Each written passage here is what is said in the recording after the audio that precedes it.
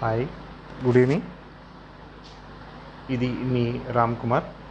ఈరోజు మనం RBL bank గురించి మరిన్ని విశేషాలు, అలాగే ఈ కంపెనీ మనకి ఈ బ్యాంక్ ఏ విధంగా రిటర్న్స్ ఇవ్వబోతోంది, అలాగే దీని టార్గెట్, అలాగే దీని యొక్క చార్ట్ అనాలిసిస్, ప్లస్ ఎక్కడ ఎంట్రీ అవ్వాలి, మన టార్గెట్ ప్రకారంగా ఎక్కడ ఎగ్జిట్ అవ్వాలి, అలాగే దీని ఎంట్రీ పాయింట్ అనేది ఇప్పుడు ఇమీడియట్ ఎంట్రీ అవ్వచ్చా, లేక టార్గెట్ ప్రకారంగా మీ యొక్క ఇన్వెస్ట్మెంట్ బట్టి ఎంట్రీ అవ్వచ్చా, ఆల్రెడీ ఎంట్రీ అయిన వాళ్ళు యావరేజ్ చేయొచ్చా చేయకూడదా, అలాగే వాళ్ళు ఎక్కడ ఎగ్జిట్ అవ్వాలి, ఎక్కడ ప్రాఫిట్ బుక్ చేయాలి అనేది క్లియర్గా చూద్దాం.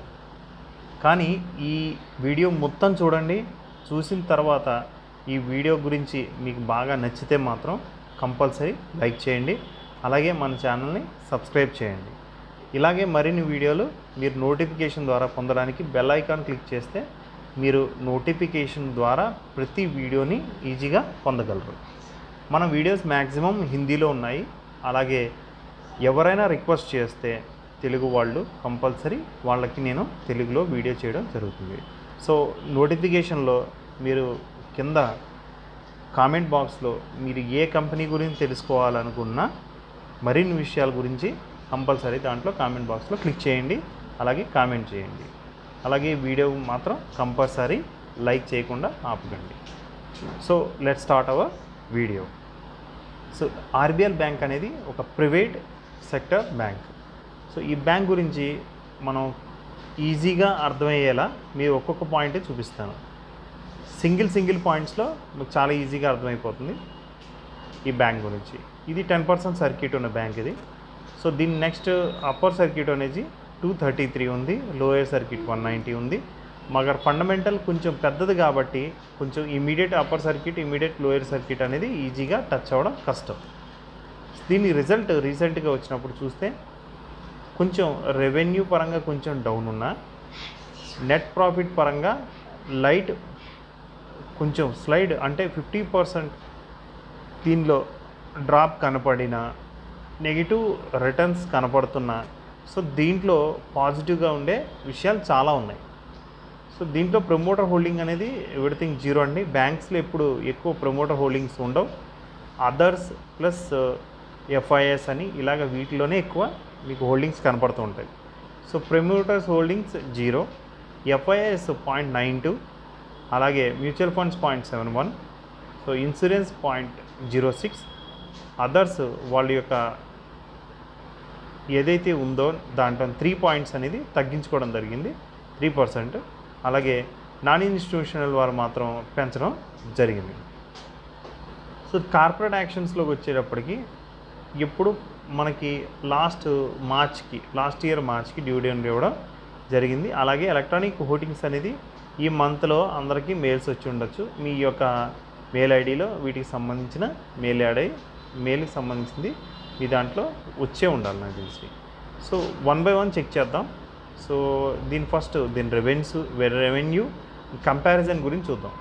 దీని ఓవరాల్ వాల్యుయేషన్ వచ్చేసి మిడ్ వాల్యుయేషన్ ఫ్లాట్గా ఉంది. సో వాల్యుయేషన్ చాలా ఫ్లాట్ లెవెల్లో ఉంది. అలాగే దీని స్ట్రెంత్ వచ్చేసేటప్పటికి book value per share improving last 2 years and mutual funds increasing their share holding last quarter. So mutual funds వాళ్ళు దీంట్లో ఇంక్రీజ్ చేయడం చూస్తున్నాం. అలాగే దీని మ్యాక్స్ చార్ట్కి వెళ్ళినట్టయితే మీరు ఇక్కడ క్లియర్ కట్గా చూడొచ్చు. ఇక్కడ వాల్యూమ్ జనరేషన్ అనేది ఆల్మోస్ట్ లాస్ట్ 2 years నుంచి చాలా హ్యూజ్ వాల్యుయేషన్ అనేది దీంట్లో చేంజెస్ అనేది ఈజీగా చూడొచ్చు. లాస్ట్ 2 years నుంచి దీంట్లో మంచి వాల్యుయేషన్స్ అయితే వచ్చాయన్నమాట. సో జస్ట్ క్లోజ్ అయింది, అగైన్ నేను ఓపెన్ చేస్తాను.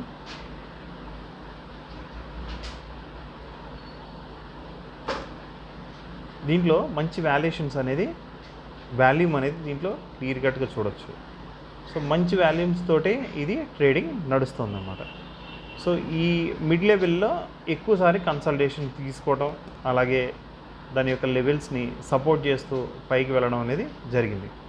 సో 30 days అనేది ఇక్కడ సపోర్ట్ తీసుకోవడం 211 దగ్గర మనం చూడొచ్చు ఈ బ్యాంక్లో. ఇప్పుడు ప్రజెంట్ 212 దగ్గర ఉంది. 212 దగ్గర దాని యొక్క సపోర్ట్ లైన్ 211 దగ్గర సపోర్ట్ తీసుకునే ట్రేడ్ అవుతుందన్నమాట. అలాగే మీరు 1 వీక్ కనుక చూసినట్టయితే దీని సపోర్ట్ లైన్స్ అనేది సేమ్ ప్యాటర్న్లో ఉన్నాయి. అలాగే 1 మంత్లో కూడా వాల్యుయేషన్ 2.9 రిటర్న్ ఇచ్చారు. అలాగే 11% మనకి 1 ఇయర్ ద్వారా వచ్చింది. సో రిటర్న్స్ అనేది చాలా తక్కువే వచ్చింది దీంట్లో చెప్పాలంటే. బాకీ మన వేరే కంపెనీలు అవి ఇచ్చిన రిటర్న్స్ చూస్తే అబోవ్ 100 ఉన్నాయి. ఇప్పుడు ఆల్మోస్ట్ అలా అబోవ్ టాటా మోటార్స్ కానీ ఏవైనా సరే అబోవ్ 100 ఉన్నాయి. సో ఇన్వెస్ట్ చేసినప్పుడు మీరు రిటర్న్స్ గురించి కూడా కంపల్సరీ చూడాలి. సో అదర్ బ్యాంక్స్ అలాగే యాక్సిస్ బ్యాంక్ కానీ, కోటాక్ బ్యాంక్ కానీ, ఎస్బీఐ, ఐసిఐసిఐ, హెచ్డిఎఫ్సి ఇవి మంచి పెర్ఫార్మెన్స్ ఇచ్చినప్పుడు కూడా ఈ ఆర్బీఎల్ అనేది flat performance, near by negative performance ఇవ్వడం జరిగింది. అలాగే ట్రెండీ లైన్ చూస్తే ఇప్పుడిప్పుడే గ్రోత్ అనేది కనబడుతుంది దీంట్లో. అలాగే పీఈ ట్రేడింగ్ చూస్తే యావరేజ్ ఉంది. సో యావరేజ్ ట్రేడింగ్ నడుస్తుంది. అలాగే డేస్ అనేది ఇక్కడ చూస్తే పీఈ ఇది డౌన్ ట్రెండ్లోకి ఉన్నట్టే చెప్పాలి. ప్రస్తుతానికి ఆల్మోస్ట్ ఆల్ బాకీ కంపారిజన్ లాగా కాకుండా తక్కువలో ఉంది. అలాగే 1 ఇయర్ చేంజెస్ ఇక్కడ చూస్తే ఆల్రెడీ ఎస్బీఐ మంచి రిటర్న్ ఇచ్చింది, ఐసిఐసిఐ ఇచ్చింది, హెచ్డిఎఫ్సి ఇచ్చింది, యాక్సిస్ ఇచ్చింది. కోటాక్ పెద్దగా ఇవ్వలేదు, కాకపోతే ఆర్బీఎల్ మాత్రం చాలా తక్కువే ఇచ్చింది. ఇది ప్రైవేట్ సెక్టర్లో చాలా లో లెవెల్లో ఇది రిటర్న్స్ ఇవ్వడం అనేది జరిగిందనమాట. సో ఆల్మోస్ట్ ఆల్ మీరు 1 ఇయర్ కనుక చూసినట్టయితే ఆర్బీఎల్ ఓన్లీ 11% మాత్రమే రిటర్న్ ఇచ్చింది. మిగతావి హెచ్డిఎఫ్సి బ్యాంక్ కానీ, ఐసిఐసిఐ కానీ ఏవో మంచి రిటర్న్స్ ఇచ్చాయి. ఆల్మోస్ట్ ఆల్ 50% రిటర్న్స్ ఇచ్చాయి. కానీ ఒక కోటాక్ బ్యాంక్ మాత్రం కొంచెం తక్కువే ఇచ్చింది returns. RBI bank only 11% returns మాత్రమే ఇచ్చింది. సో ఎక్కువసేపు దీంట్లో ఉండడం కన్నా బెస్ట్ ప్రాఫిట్ బుకింగ్ చేసి మనం బయటకు రావడం దీంట్లో క్లియర్ కట్గా ఇండికేషన్లో లాంగ్ టర్మ్కే పని చేయదు, ఓన్లీ షార్ట్ టర్మ్లోనే మీరు ప్రాఫిట్ బుక్ చేసుకోవాలనేది ఇక్కడ కనబడుతుంది. సో రిజల్ట్ అనేది అనాలిసిస్ చూసినట్టయితే సో 2021 మార్చ్ రిజల్ట్ చూసినట్టయితే 2.8% రెవెన్యూ అనేది తగ్గడం జరిగింది. అలాగే ఆపరేటింగ్ ఎక్స్పెన్సెస్ కూడా పెరగడం జరిగింది. అలాగే ప్రాఫిట్లో కూడా డిక్లైన్ అనేది కనపడింది. సేమ్ ఈడవి దీంట్లో కూడా డిక్లైన్ కనపడింది. అలాగే నెట్ ప్రాఫిట్లో కూడా ఆల్మోస్ట్ ఆల్ డౌన్ కనపడడం దీంట్లో క్లియర్ కట్గా చూడొచ్చు. అలాగే ఈపీఎస్ కూడా 43% డౌన్ అనేది దీంట్లో క్లియర్ కట్గా మనం అబ్జర్వ్ చేయొచ్చు. అలాగే ఫైనాన్షియల్లో చూస్తే లాస్ట్ ఇయర్ దీని ట్రెండ్ అనేది చాలా డౌన్ లెవెల్లోనే ఉంది. సో ఎక్సెప్ట్ క్యాష్ తప్ప. సో మనం ఈ రిజల్ట్ అనేది ఇంకా డెప్త్గా చూడాలనుకుంటే స్టాండర్డ్ లోన్లో మనం అన్ని నెగిటివ్ పాయింట్స్ కింద ప్రస్తుతానికి చెప్పుకోవచ్చు. అలాగే రేషియోస్లో కూడా ఇది పాజిటివ్ పరంగానే ఉంది. సో లాస్ట్ ఇయర్ పాజిటివ్ ఉంది, ఈ ఇయర్ దాని కన్సల్టేషన్ లెవెల్ తెలవాలి. సో ఆల్రెడీ రిటర్న్స్ గురించి మనం దీని గురించి మాట్లాడుకున్నాం కదా. సో దీని షేర్ హోల్డింగ్ ప్యాటర్న్లో చూస్తే మీకు ఆల్రెడీ చూపించాను. దీంట్లో పెద్ద చేంజెస్ ఏం లేవు. మనం దీంట్లో ప్లెడ్జింగ్ కూడా ఏం లేదు. కానీ ఎఫ్ఐఎస్ అనేది డిక్రీజ్ చేయడం చూసారు. ఇక్కడ చాలా హ్యూజ్ చేంజెస్లో దీంట్లో కనబడుతుంది అన్నమాట. ఇక్కడ డౌన్ అయ్యేది ఇక్కడ క్లియర్ కట్గా మీరు చూడొచ్చు. దీంట్లో ఉన్న ఒకే పాయింట్ మ్యూచువల్ ఫండ్స్ మాత్రం లైట్గా 2% అనేది ఇంక్రీజ్ చేశారనేది ఇక్కడ క్లియర్గా ఇండికేషన్ ఉంది అనమాట. సో న్యూస్ పరంగా చూస్తే దీంట్లో ఏమి పెద్ద న్యూస్ ఏం కాదు. దీంట్లో అంత ఇంపాక్ట్ చేసే న్యూస్ ఎక్కడ లేదు. సో నాకు తెలిసిన న్యూస్ మాత్రం సింపుల్ న్యూస్, ఒక చిన్న న్యూస్, చిన్న లైట్ ఒక కన్సల్టేషన్ చిన్న వాళ్ళు చూసి దీనికి ఒక టార్గెట్ ఇవ్వడం జరిగింది. సో అది కూడా మీకు చూపిస్తాను ఇక్కడ. సో స్పార్క్ క్యాపిటల్స్ అనేవాళ్ళు ఆర్బీఎల్ బ్యాంక్ని బై లెవెల్లో చూపిస్తున్నారు.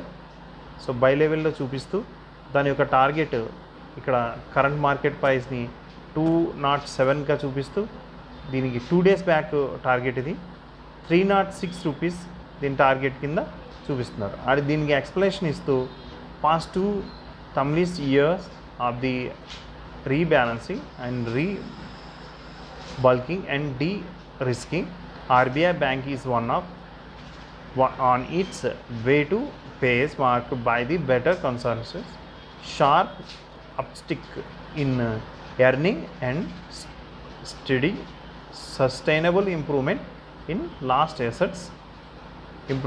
assets quality and other bank barrel strength with the high risky credit cards, microfinance portfolio at one end, and low risk and wholesale business loan portability portfolio are now family embedded. Importantly, while the whole is cleanup is now behind us. So everything very clear అని దీంట్లో వీళ్ళు వీళ్ళు ఏ కింద దీన్ని చూపిస్తున్నారు అన్నమాట. అబో increase అనేది దీంట్లో క్లియర్ కనబడుతుంది, 29% ఇంక్రీజ్ కనబడుతుందని వీళ్ళు దీంట్లో చెప్పడం జరిగిందనమాట. సో అలాగే మనం ఒక చార్ట్ అనాలిసిస్ పరంగా చూస్తే దీని రిటర్న్స్ కానీ లాస్ట్ 3 months దీని పెర్ఫార్మెన్స్ చూస్తే ఈ యొక్క కలర్ లైట్ ఈ ఉన్నది పింక్ లైట్ టైప్ ఉన్నదేమో ఆర్బిఎల్ అండ్ గ్రీన్ ఉన్నదేమో Yes Bank and Federal Bank. So ఈ రిటర్న్స్ అనేది ఫెడరల్ బ్యాంక్ మంచిగా ఇచ్చింది, 12% ఇచ్చింది. సో ఎస్ బ్యాంక్ కూడా నెగిటివ్గా ఇచ్చింది 3%. RBL bank last 3 months only 1% return మాత్రమే ఇక్కడ క్లియర్ కట్గా మనం చూడొచ్చు లాస్ట్ 3 monthsలో. సో ఎవ్రీథింగ్ చూడటానికి దీంట్లో ఇన్వెస్ట్మెంట్ చేయకూడదు, లాస్ట్లో ఉంది, so almost all last near by company అన్నట్టుగా కనపడుతుంది. జస్ట్ నేను ఈ చార్ట్ అనాలిసిస్ కూడా చూపిస్తాను మీకు. సో దాంట్లో చూసి మీరు ఈజీగా డిసైడ్ చేయొచ్చు ఈ బ్యాంక్ని మనం ఏ విధంగా కంపేర్ చేయొచ్చు, మనం దీన్ని ఎప్పుడు ఏ లెవెల్లో బై చేయాలి అనేది మీ క్లియర్ కట్ ఇండికేషన్ వస్తుంది మీకు. ఇప్పుడు ఇది ఉన్న చార్ట్ పరిస్థితి చూస్తే ఇది మంత్లీ చార్ట్ ఓవర్ బ్రాడ్ రీజన్లో ఉంది. సో డెఫినెట్గా దీనికి డౌన్ అయ్యే ఛాన్స్ మాత్రం చాలా ఎక్కువ ఉంది. సో ఇక్కడ కన్సల్టేషన్ లెవెల్ కార్నర్ లెవెల్కి రావాలి అంటే ఇంకొక 2 months టైం పడుతుంది దీనికి. ఇది మన ఈ ఓవర్ బ్రాడ్ రీజన్ నుంచి ఓవర్ సోల్డ్కి రావాలంటే నిజం ఇంకో 2 months టైం పడుతుంది as per month chart. So then breakup మనం దీంట్లో చూడొచ్చు. సో లాంగ్ టర్మ్ మాత్రం దీంట్లో ఎక్కువసేపు ఉండాల్సిన అవసరం లేదు, చాలా రిటర్న్ ఇచ్చే కంపెనీలు ఉన్నాయి.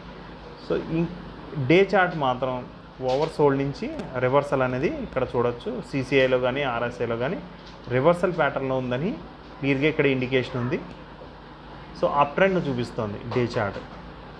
అలాగే వీక్లీ చార్ట్ ఫ్లాట్ ఉంది. సో దీని కన్సల్టేషన్ లెవెల్ చూస్తే అగైన్ డౌన్ చూపిస్తుంది. సో డౌన్ అయ్యే అవకాశం ఉంది అంటుంది. ఓవర్ బ్రాడ్ నుంచి ఓవర్ సోల్డ్కి వచ్చే అవకాశం ఉంది అంటుంది. మంత్లీ అండ్ వీక్లీ కూడా సేమ్. డే చార్ట్ మాత్రం పాజిటివ్గానే చూపిస్తుంది. అలాగే బోలింజర్ బ్యాండ్ చూసినట్టయితే డేలో మనకి 2 days బ్యాక్ ఈ గ్రీన్ క్యాండిల్ అనేది క్లియర్ కట్ ఇండికేషన్ చూపిస్తుంది మనకి వాల్యూమ్ క్రాస్ ఓవర్లో. అలాగే సూపర్ ట్రెండ్ కూడా జస్ట్ టచ్ చేసి మనకి రివర్సల్ అనేది ఇక్కడ కనబడుతుంది. సో మీరు ఎంట్రీ అవ్వాల్సింది సూపర్ ట్రెండ్ లెవెల్లోనే మీ ఎంట్రీ అనేది ఎప్పుడు క్లియర్ కట్గా ఇండికేషన్ ఉంటుంది. సో మీరు ఎంట్రీ పాయింట్ ఇక్కడ క్లియర్ కట్ కనబడుతుంది 201 అండ్ 202 మధ్యలో. This is your entry point. And exit point target బాగానే ఇచ్చారు కానీ అంత పెద్ద టార్గెట్ రాదు. సో దీని మంత్లీ చార్ట్ చూస్తే మీకు టార్గెట్ ఈజీగా అర్థమైపోతుంది. So this is your exit point. Same 311 మాత్రమే, ఆల్మోస్ట్ ఆల్ 311 దీని ఎగ్జిట్ పాయింట్ కింద ఉంది. So it will take so many times, చాలాసార్లు ఈ విధంగానే మన చార్ట్ని అనాలిసిస్ చేసి మన ప్రాఫిట్ బుకింగ్స్ అనేది తీసుకోవాలి. కానీ మినిమం 6 months టైం పట్టే అవకాశం ఉంది.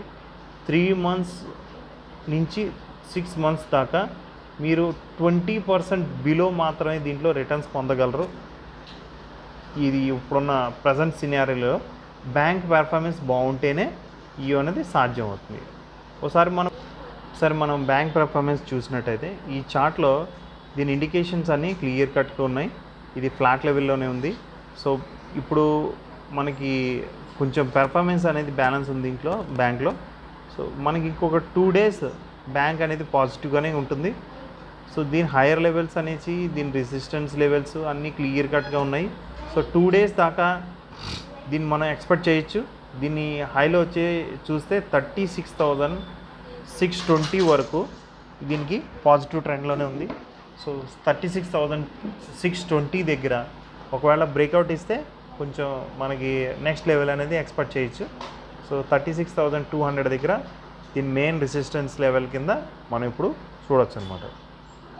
సో ఆ విధంగా ఈ బ్యాంక్ పెర్ఫార్మెన్స్ అనేది చాలా గ్రోత్ అనేది ఉంటే మనకు కూడా గ్రోత్ ఉంటుంది. అంటే మీరు నియర్ బై ఇంకొక 1000 పాయింట్స్ ఇంకొక 2 to 3 డేస్ అంటే మండే నుంచి 2 to 3 డేస్ బ్యాంక్ పెర్ఫార్మెన్స్ కొంచెం బాగుంటుందని చెప్పుకోవచ్చు. అలాగే ఈ విధంగానే మీకు ఆర్బిఎల్లో రిటర్న్స్ అనేది ఉంటుందన్నమాట. సో ఈ స్టాక్ అని ఆర్బిఎల్లో దీని పెర్ఫార్మెన్స్ అనేది దీన్ని స్మాల్ క్యాప్లోనో వాటిలోనో మనకు క్లియర్ కట్గా తెలిసిపోతుంది. సో ఇంకా ఇండికేషన్ మీకు ఇంకొక ఇండికేషన్ చూపిస్తాను. సో ఆ ఇండికేషన్ తర్వాత కూడా మీరు డిసైడ్ చేయొచ్చు దీంట్లో ఎంతవరకు ఉండొచ్చు అనేది. బోలింజర్ బ్యాండ్ మిడ్ బేలిష్ చూపిస్తోంది, మిడ్ బేరిష్ చూపిస్తోంది. ఎంఎస్సిడి క్రాస్ ఓవర్ ఉంది, ఎంఎస్సిడి క్రాస్ ఓవర్ ఉంది. ఆర్ఎస్ఐ నో ట్రెండ్ ఉంటుంది. సో ఓవరాల్గా 36% నెగిటివ్ ఉంది, 27% పాజిటివ్ ఉంది, 36% ఫ్లాట్ ఉంది. సో దీంట్లో యావరేజ్ ఫ్లాట్ అండ్ నెగిటివ్ చూస్తే అబోవ్ 50% మనకి నెగిటివ్ కిందే చెప్పుకోవచ్చు. ఆల్మోస్ట్ ఆల్ 75% నెగిటివ్ కిందే ఉంది. సో దీంట్లో ఎక్కువసేపు ఉండకూడదు, ఎందుకంటే ఇది రిటర్న్స్ పెద్దగా ఇవ్వలేదు. సో రిటర్న్స్ లేవు కాబట్టి మనం ఇన్వెస్ట్మెంట్ని మనం లాంగ్ టర్మ్ కింద పెట్టుకుంటే కూడా మీకు 300 పెద్ద డిఫరెన్స్ లేదు కాబట్టి. సో ఈ ఇన్వెస్ట్మెంట్ అనేది మీకు 6 months దీంట్లో ఉండడం కన్నా దీనికన్నా బెటర్ మంచి స్టాక్ చూసుకుని ఒకవేళ దీంట్లో ప్రాఫిట్ ఉన్నట్టయితే మీరు కంపల్సరీ దీంట్లో నుంచి ప్రాఫిట్ బుక్ చేసుకుని ఎగ్జిట్ అవ్వచ్చు. సో ఎగ్జిట్ పాయింట్ అనేది ఇప్పుడు చూద్దాం ఒకసారి. ఎగ్జిట్ పాయింట్ మీకు ఎక్కడ మీరు దీంట్లో ఎగ్జిట్ అవ్వచ్చు అని. మీరు ఇక్కడ ఎగ్జిట్ అవ్వాలనుకుంటే ఈ స్టాక్లో ఇప్పుడు ప్రజెంట్ క్రాష్ ఓవర్స్ అనేది పెద్దగా పాజిటివ్గా లేవు. సో మీకు ఉన్నది ఓన్లీ 2 డేసే కాబట్టి ఓన్లీ డే చార్టే చూడొచ్చు. So will move to day chart. మీ యొక్క ప్రాఫిట్ బుకింగ్ అనేది 225 కింద చెప్తున్నాను నేను. 225 దగ్గర మాత్రం మీరు కంపల్సరీ ఎగ్జిట్ అయిపోండి.